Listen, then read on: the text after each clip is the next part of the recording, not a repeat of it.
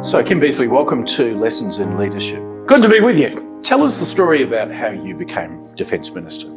Well, I started off about 18 months earlier in the ministry as the aviation minister, and Bob, when he swore me in, said, or saw me sworn in, said, look, this is an indication of where you're going to go, because I'm going to give you the minister assisting the Minister for Defence. So that will foreshadow your future. So I know you'd probably want to have been Defence Minister, because that was actually my only political ambition. And he knew that. But I'm so grateful. I'm so grateful that he put me into a training job first. You are unusual in as much as a lot of people become ministers for defence without having thought a minute about defence before they get the job. And you'd been almost understudying for it for quite some time. You'd written a master's thesis on Indian Ocean security. Did you have an agenda of the things you wanted to achieve as you became minister? Yes, look, my mindset fit exactly with the post-Vietnam period and the post-Guam Doctrine period. I thought that Nixon had done us an enormous favour by telling us that the US, like God, help those who help themselves. And so he actually made it easy to do a shift in the character of Australian policy. You didn't really have to argue with the other side about it. We did have to argue a bit about it. But basically we were following US policy, which was very strongly of the view that we ought to be doing more to look after ourselves. So we had that component.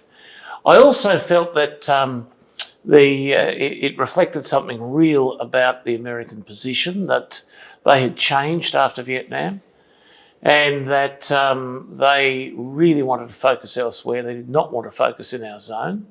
Yet it was possible for difficulties to emerge in our zone, and we really needed to understand what they were. Finally, I think I've always been a pessimist. I actually think that survival is very difficult for Australia. As not in my lifetime, but as the world turns. History has a way of correcting anomalies. And in many ways, we are an anomaly. And there's that means we have to be not so laid back, we have to be clever. An anomaly doesn't survive on 2% or even in your time a bit over 3% of gross national product being spent on defence. Are you still a pessimist when you think about Australia's strategic outlook? Look, it's very hard to spend more. We don't have a big public sector. These figures have all changed post-COVID, but they'll trend back to what they were. Basically, the federal government has 25% of GDP available to it. That's the same as in America. You go to the UK and it's about 43. You go to Germany, it's about 48. The French about 52. The Scandinavians in the 60s. Yet we try to do all that the Brits and the French try to do in social spending. So to move us above 2% is hard. We need to be well above 2%. But it's difficult to convince people of what you ought to do unless you're actually in the emergency. In the crisis. Now, myself and you and your organisation, we've got some specialised and very good agencies and universities here, all of whom operate with the sorts of fears that I have and the knowledge that we're not doing enough. But to be able to move the dial, short of a massive emergency, is very hard. You know, you have to remember, I think back in the day when we were defending ourselves in World War II, which we largely did, we were at about 30% of GDP.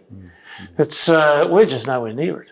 We just need for the crisis to hit. But I'm getting ahead of myself, Kim, because I want to sort of walk through your time as minister. You were also unusually quite young to find yourself in the Defence Minister's job. And you came up against, a pretty conservative diarchy and an organisation that's pretty used to running its own interests. How did you find that business of establishing relationships with the department? It was good. Partly because the things that I was doing suited the department And the way I'd want to do them suited the department and the armed forces at the time.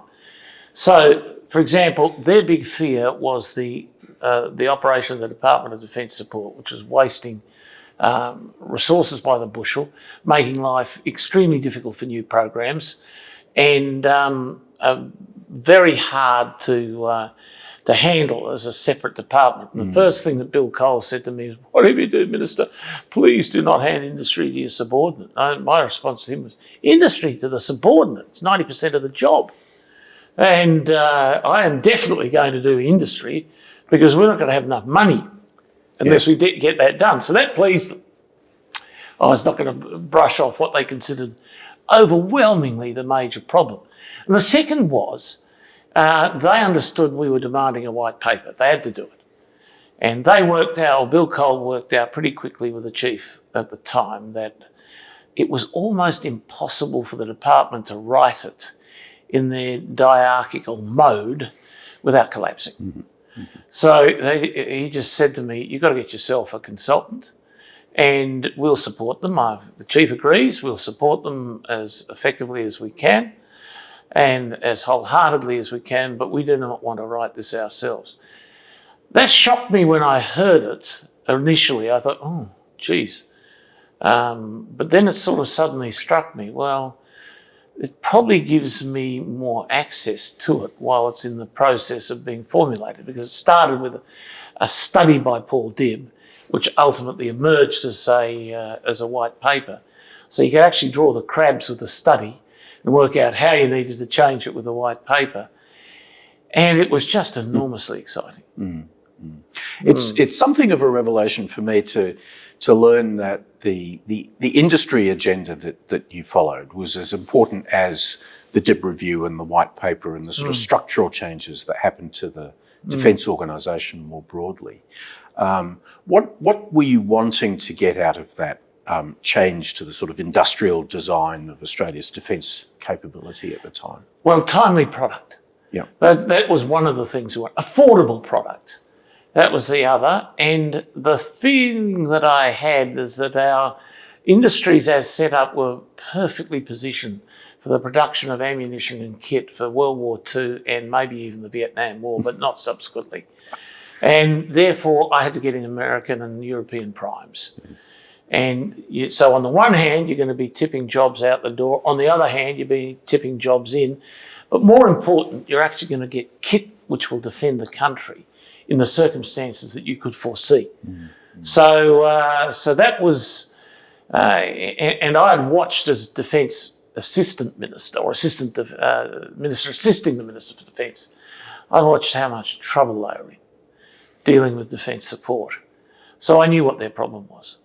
How did it play in your own sort of Labor constituency to be going through a process that did see a number of people losing jobs in old industries, but as you say, new ones coming in? Many of the members of Parliament who were most affected also happened to be ministers, and so they weren't really in a position to complain much. And those who weren't sort of rather saw the value of new things. The idea, well, you can build submarines, we can build frigates on time. Yeah, we can, they were fascinated themselves. So we had very heavy parliamentary committees in those days, and both in that portfolio and subsequently in transport and communications. They sat on me like a giant sponge and really wanted to know everything that I was doing, but also you're building allies. Yes. When you're operating like that. Yes. So I'm glad I was as young as I was, because you had the stamina to be able to withstand it. On the strategic side, so you've got Paul Dibb doing his review of defence capabilities. One of the things that's always struck me as most interesting about that early to mid-1980s period was over in New Zealand we had the arrival of the New Zealand Labor Party with a very strong anti-nuclear policy. David Lange, more through accident than by design, kind of found himself having a serious fight with the United States over the access of the USS Buchanan, if you recall. And I think in the 1984 election here in Australia, we had over 1 million people voted for the Nuclear Disarmament Party in the Senate. Did you feel the pressure of that sort of anti-nuclear movement, and how did that impact on how you were thinking about defence? A bit, yeah, it did. I was sent over before long he was elected by Hawke to speak to the New Zealand Labor Party conference about how necessary it was to them to keep ANZ's whole and to not be silly in the question of ship visits.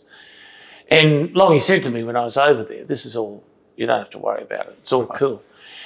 But he was trapped, and you said more by accident than by design. Yes, you're right, it was more by accident than by design, but that's not what the Americans thought. No. Schultz thought he'd been deliberately set up by Longy, and that just made life that much harder for us.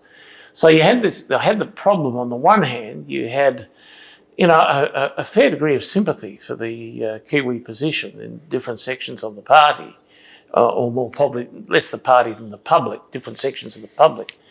But then on the other hand, you had to try and keep the New Zealanders in the business and the Americans copacetic with what you're doing to keep them in the business. That was hard, because I don't think the American intelligence agencies trusted me all that much, or necessarily trusted the government all that much. So here I am, keeping an intelligence relationship going with the Kiwis, and there are the Americans saying, yeah, what about you?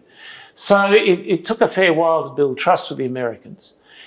The big advantage that I had looking back was Schultz's relationship with Hawke. They're like brothers. Mm-hmm.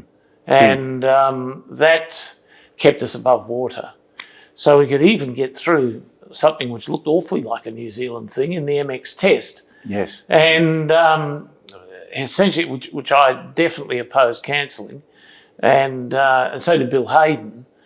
But Hawke saw that this would rip the show apart with a difficult debate. And so he retreated on it and persuaded Schultz to do it. And his argument was, and what was subsequently important to me, was the joint facilities and how critical they were. Now, I saw them, you couldn't retreat. I couldn't retreat. None of us could.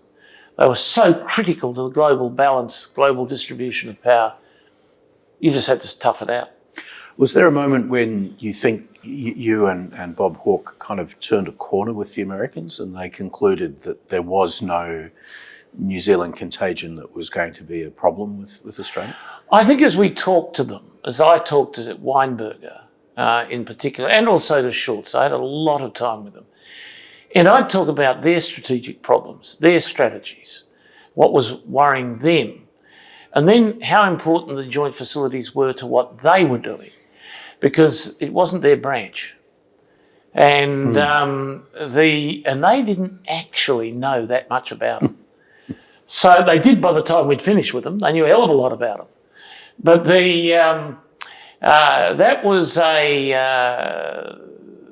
and I think the beginning of Schultz's education on that front had been his conversations with Hawke, but that was just subsequently built on over the MX thing. Yes. Subsequently built on. And they'd also reached a really critical point. They'd got from the point technologically where, and this had been easy to handle in terms of full knowledge and consent, where they were essentially backwards looking. They'd collect, they'd get the stuff that was in the pan and they'd send it back, it'd be analysed and so on. In my time, very quickly, they went real time. And once they went real time, all the processes that we had in place were nonsense. You couldn't do anything sensibly with that. So I realised then, and the department did too, and the department did the negotiation in the main, I just had the odd conversation. You basically had to, the only way you could have full knowledge and consent was for Australians to really run it with the Americans. Right. And you had to be there on the ground all the time, in all the shifts, with all the knowledge of how they're being targeted and what they've been targeted on.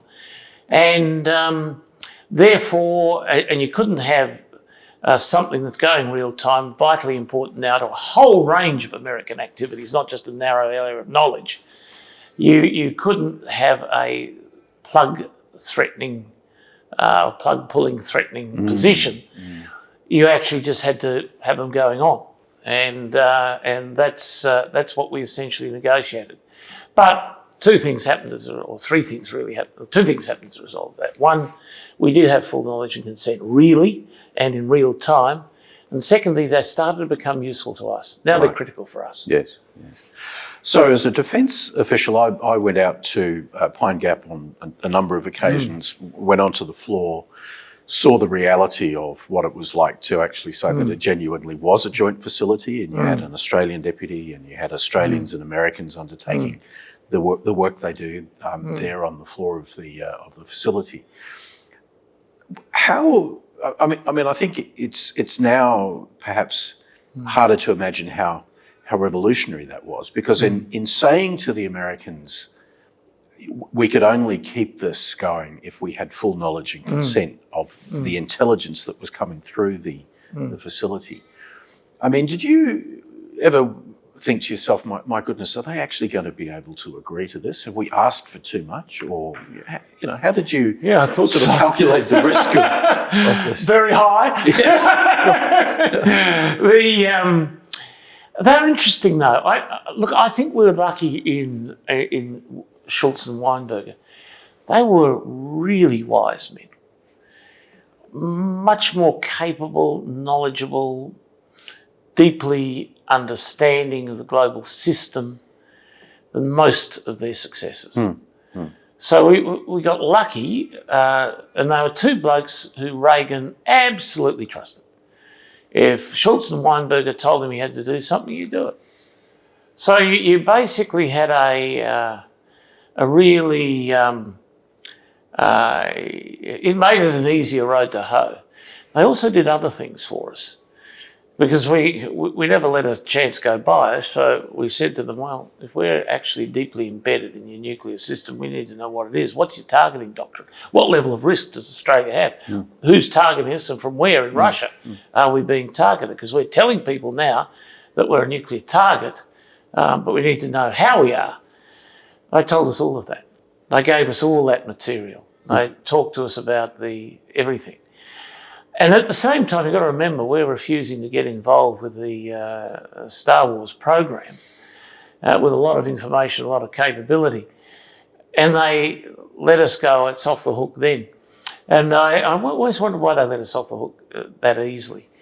And I used to go, whenever I went to the States, I'd go down to a bloke named Frank Miller, who was head of the Single Integrated Operating Plan. And I'd take a couple of packs of Fosters down, and we'd sit in his office, which is all these missiles and, all over the place. And he said, don't worry, Kim. He said, down here we think still in terms of mutual assured destruction. So I think in the back of their minds, if anything is actually going to be achieved with Star Wars, that's 30 years down the track and they'd all be dead. Yes. And in the meantime, mutual assured destruction's the go. I mean, personal relationships, of course, are critical, Kim, but I mean, it's interesting to reflect, and you'd know this from your own time as ambassador, just how strong the Australian brand is in Washington, DC. Does it often, or does it ever surprise you that it is as strong as it is? No, because actually our defence and foreign affairs officials are probably better than just about anybody I've come across around. They're good all rounders. They have to do a lot of things. So they actually know a lot. They're not stovepiped. So our public servants can readily hold their own. Our intelligence officers and service personnel can hold their own. The services, I think, really do brilliantly with that, because the way in which American officers are educated is well ahead of us, and they're better qualified. But I think our guys have a rough and ready intelligence. The other thing is we tend to be more willing. Everybody else is always, they talk to the Americans with pursed lips, and they sort of scrape away at American political capital and are reluctant to get into it. None of us is quite as forthright as Tony Abbott was in one of the meetings that I had with him over there, in which he says to the Americans, look, at Barack Obama, we don't want anything from you. We think you're all doing well. That's all good. However, we think you're about to get into a lot of trouble in the Middle East, and we just want you to know that when you do, we'll be there in numbers. Americans, they're not talked to like that by anyone else. Right. So we don't, and they're not talked to like that by us, except for Tony Abbott. But nevertheless, there is a sort of willingness to consider what the problems they have and see if we can do something about ameliorating them. Yes. Now, I want to go through just a couple of the high points that came out of the DIB 86 review and the 87 white paper, because the legacy of some of these things lasts on. Two-ocean Navy strategy. Some folk might be astonished to discover that we didn't actually have one up until about that time. What was your thinking with that? Well, we should have, because of submarines. Yeah. Your submarine operation in Southeast Asia doesn't really work unless you deploy from Western Australia. It increases your submarine capability by about 25-30%. And that's important. It's no accident that was the major base. They had one in Brisbane, but that was the major base in World War II, operating in exactly the same area. So you knew that as the submarines came on, and the submarines as to where they actually were should be not in Sydney, there's a waste of space. They should be brought over to Perth. So that was the big influencer. The second was really that it was a good piece of dispersal. You know, you don't want to have everything in one spot. You want to move stuff around. It made a operation easier. Indian Ocean's hard from Sydney. You have to do some stuff in the Indian Ocean. The threats can emerge from there or be transported to there and made against us. So the Two-Ocean Navy seemed to me to be a bit of a no-brainer. Navy didn't like it. They liked to regard Stirling as a forward base. But the Navy ratings loved it because they couldn't afford any property in the eastern states, but they could afford Rockingham. So they were very happy. How does that basing dispensation look going forward, given the strategic environment we're talking about now? Well, if we do have 12 submarines, there'll be some in the east. Yes. And these days, that's not a bad thing because you actually do have to... In my day, the South Pacific was easy. Now, the South Pacific is not easy. And we have to have more capability operating within that area. But that's fine. There'll be a dozen of them, so if sort of 7 or 8 are in West Australia, 4 or 5 are over in the east, doesn't matter much. Right. The other thing I wanted to talk about, of course, was the structure for Army and, you know, the sort of evolved concept of how the Army could fight in the north, deal with what was at the time referred to as low-level contingencies. This was an era when we were principally worried about the risk of Indonesia becoming a major strategic problem for Australia. Just talk us through some of the thinking behind that. Look, we, it has to be said that was in calculation then too. Yes. But not so much so now. No. But the Army was the problem. The Army was why Paul Dibb had to do the report. Because as I realise now, and did not at the time, the principal point of dissent between the department and the military was that the Army was arguing, really, if we actually do have to have self-reliance, we need an army of 180,000. Now, that's clearly not doable. Couldn't have recruited an army of 180,000. But, you know, it's probably true, but that's what you actually probably need 500,000 if you actually got into any serious trouble. So there was that component to it.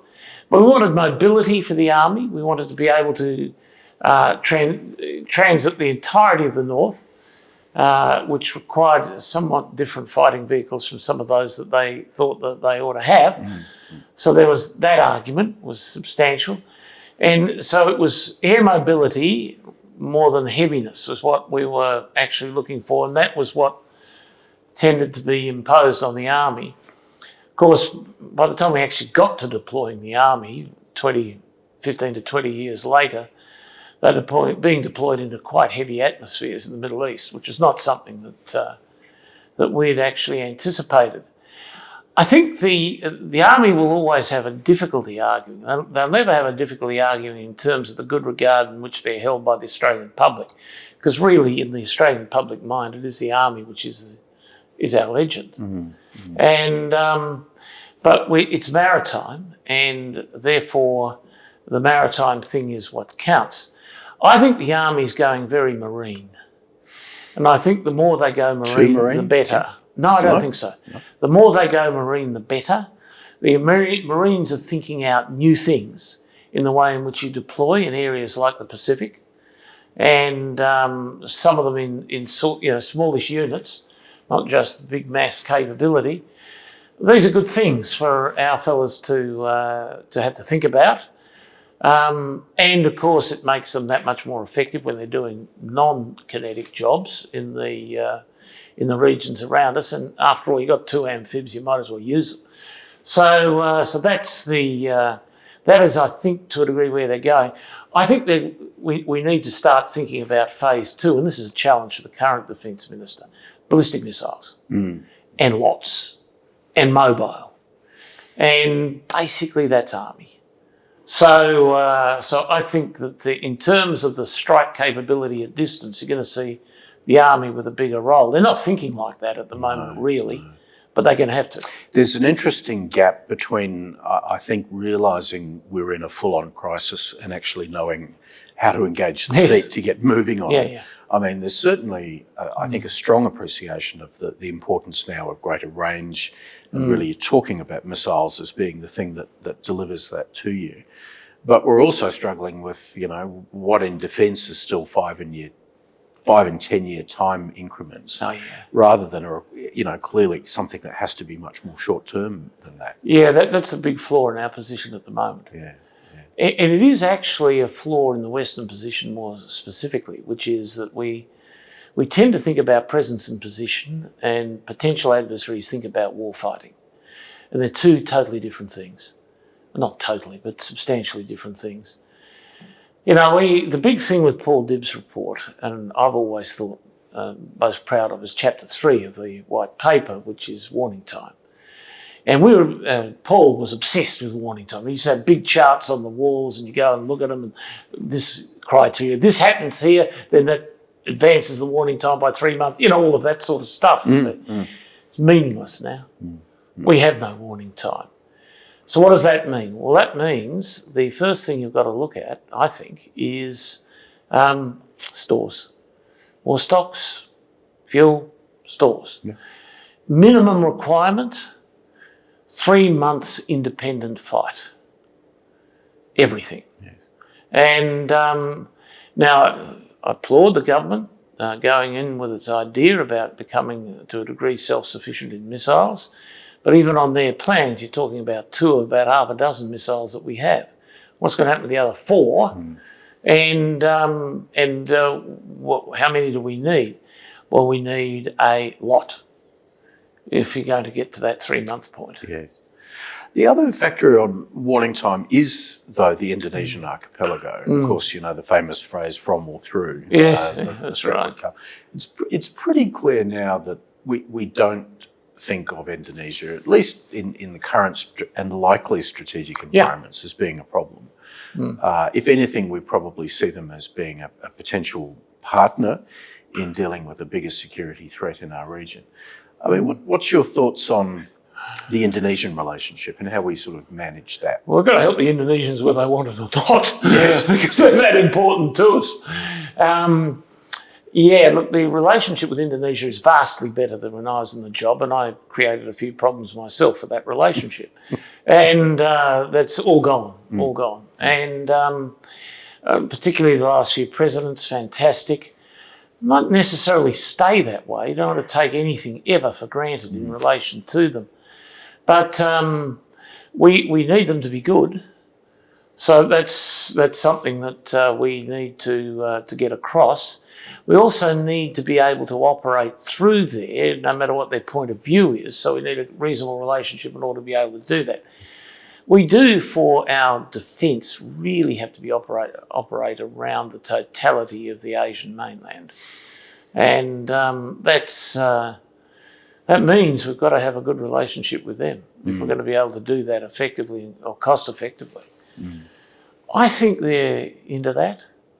I think they're, from what little I know, I think they understand our situation, they understand our position, they understand it's not hostile, they understand why we'd be worried.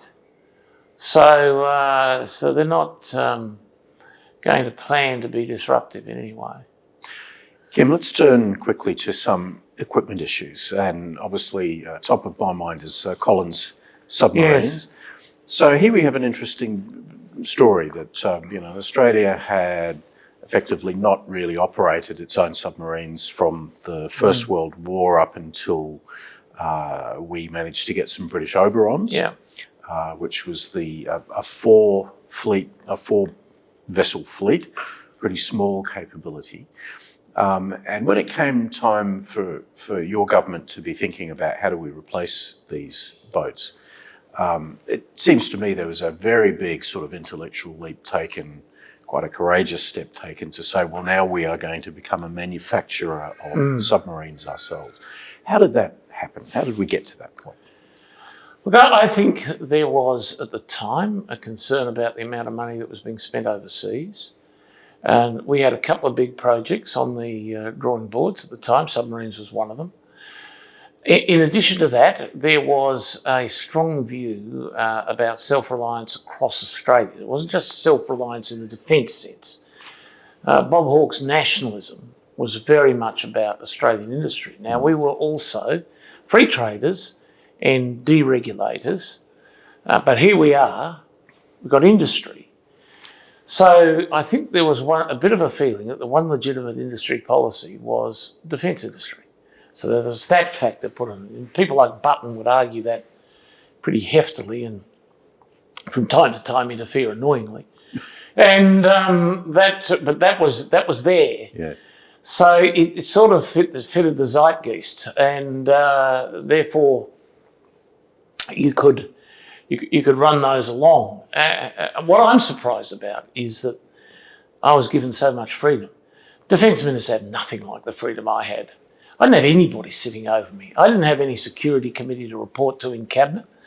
I hardly ever took anything to cabinet, but I had to take the big ones to cabinet. But I took them on my own cognizance, so to speak, and handed them across to the cabinet direct, and then argued the toss. Was this because of your personal relationship with Bob, or I mean, how did you get that freedom? I think it was just how we did things. Right. I think I don't think many of our people were that interested in defence, to tell you the truth. And so we had a security committee of cabinet, but that really dealt with security. It was spies, and it was intelligence issues, and it was things that were really troublesome but never discussed, not publicly, hardly ever leaked. And equipment, no, not at all. The nearest thing we get to that would be the discussion we'd have in ERC, because we'd sort of put the pink book before ERC basically, and they would look at all the things we were trying to do and then make a judgment about what increase we ought to be given. Yes. They wouldn't query the individual items. Yes. Associated. Sometimes by accident it went in there, and that you'd have an argument. Like I had an argument once with the finance minister in front of Hawke over whether or not the frigate should have a 5-inch gun, or that was so sometimes that happened, but very rare. Yeah. And so that I am so sorry for contemporary defence ministers. They've been hidebound, handcuffed. Yes. And it makes it. What it meant for me was I really had to be talked to for the defence people and the services. Ain't no one else around. So they'd not be confident that this thing hit the deck and there was in cabinet and I wasn't with them, that anybody would care at all. Yes. So there's no sort of anyone else on the committee you could go to, because there's no committee. So everybody came to the view very quickly that I was the only game in town, and that helped. I'm interested just to tease out one issue with Collins a little further, and that's to say, look, the Anzac frigate, great story, but at the end of the day, not a difficult piece of technology really, and it was delivered very well. Any submarine, however, is a much more complex. Terrible. Were you sort of conscious of that risk as you saw it when you took to cabinet the proposal to build them here? Yeah, to a degree I was, but I knew that the cabinet would not knock over the decision to build it here because they'd be held to play in the party. My failure with the Collins was I didn't get 2 more, and I was arguing for 8, and we got 6. And Bob said, "You've got to come back to us for another 2 subsequently down the track. Well, I knew, because Blind Freddie could tell you, that there'd be trouble. Yes. And it'd all be settled, it'd all be worked out, but any time you're trying a new platform for anything, there's going to be problems. And I sort of half knew as I went away from it that my chances of getting another 2 were not going to be great. Paul Dibb was a little cold on the extra 2 as well, wasn't he? Yeah. And, there's not a conversation I've really had with him, but his review of defence capabilities, it certainly didn't give you much scope to really go back to Cabinet and say, I must have 2 more. The reason I wanted 2 more was simply this, and it's still a consideration. There are about 4 choke points on entry to Australia. If you've got 8 submarines, you've got a chance of keeping them all covered permanently. And 8 was absolutely essential. And to my mind then, on the maths of it, 12 would be better, but 8 was essential. Yes. And so that was a failure on my part, not to be able to get there. But I was pretty heavy on strike. I did think strike was important. In those days, it was not quite so heavily regarded, but I just figure you have really got to hurt people if you're going to get a point across, and they won't take much notice of you unless they know how much hurt you can inflict. That's why the F-111s are fantastic. You were the sort of the lucky custodian of previous good decisions in the F-111 decision. Yeah. But really, if we look at the current capabilities we have now, we are actually back to a point where we have insufficient strike. I mean, I think that's been obvious for, well, really since the F-111's retired. And now seems to be, I think, the pressing urgent requirement that the government has invented. So looking back over the experience, Kim, and obviously you've done a lot since, many other things since, but what sort of stands out for you as being the high points of your time as Minister, and conversely, what are the things that you sort of most regret, or the things that you would like to have done but weren't quite able to do? Well, I mean, I loved it. I love the people. I mean, it's so good when fundamentally you're dealing with really decent people, really decent public servants, very patriotic, and fabulously decent servicemen, very patriotic. And it's nice being in a department where they really want you to succeed. So, you've got that. That to me was in many ways the highlight. The individual highlights we've already talked about. And so that was important. Regrets, I've told you one, and that was the 2 submarines. That's a real regret. I would have liked to have stayed a bit longer, I must admit. I got thrown out by Hawke, who said I had to go and work for a living. And you had about six years though, didn't you? Yeah, I did, but I could have done with another couple. And but even that makes you one of the longest serving defence ministers we've had, and indeed I think a problem for the portfolio is just how quickly we've gone through it's ministers in the last 15 years or so. It's really important that a minister grips the show. You can't really grip the show in under 3 years. And if you get another 3 years on top of that, then for that 3 years, you're the real minister. Right. And it's now even harder because you've got so many people second guessing you, which I didn't have. So I really feel sorry for the guys who've had the job in the last decade and a half, because they've really been, more than the last decade and a half, really the last 20 odd years. They've really been hamstrung. And I think, in some ways, the discipline in the way in which you acquire things is good, but it doesn't seem to stop mistakes. Yes. I remember Robert Ray, who's really did one important things for the Collins program. Because everybody was coming to Robert moaning about, this is not right, that's not right, that's not right. And he sort of takes his pipe out and he says, put the bloody boats in the water and we'll sort the bloody things out once they're floating. There is a tendency to sort of catastrophize everything and not accept that, there's this view, it has to be perfect from the start. And I think we all realise that's not how military technology never evolves. will be. No. I mean, God, look at how much trouble the Americans had with the F-111s, but they were superb aircraft in the end. Yeah. They had a shocking time with them. Yeah. And pretty well all the aircraft have had a rough patch, but it's going to be they're going to require a lot of thought now. The whole thing now, which I didn't quite have, was we have to have tactical discussions deeply embedded in acquisition, which we don't do. And we do the long term of what will have the capabilities or the ability to be built for, if not necessarily immediately with, the capabilities you think you can see coming down the track 10, 15 years from now. What we actually need at this moment is, when we start shooting tomorrow, what's really going to work? Yep. And how much of it do we need? We have never done defence on that basis since World War II. Mm.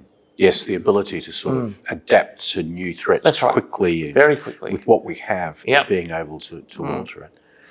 Well, Kim, what advice would you give for a new minister who was starting out in the job? Well, the advice would be this. Actually, the whole world's on your shoulders, mate. That if anything goes wrong and the country is not effectively defended, it's your fault.